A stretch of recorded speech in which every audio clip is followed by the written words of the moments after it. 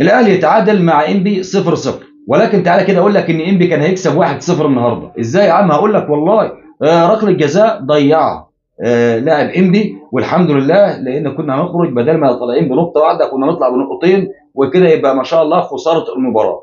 لكن عايز اقول لك كده على حاجه، لما تيجي تقيم اللعيبه النهارده وتقيم اللعيبه اللي في الفريق وتقيم المدير الفني، فيعني المدير الفني لا تخطيط ولا تكتيك في المباراه، فتديله صفر. ولما تيجي تتكلم حتى التغييرات اللي عملها برضه تديله عليها صفر.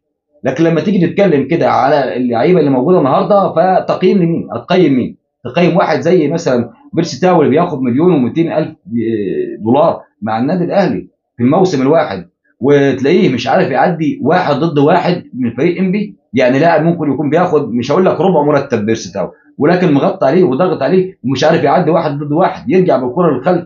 ولا اقول لك انه بيلعب بامام عاشور بيلعبه جناح وعنده حسين الشحات على الدكه.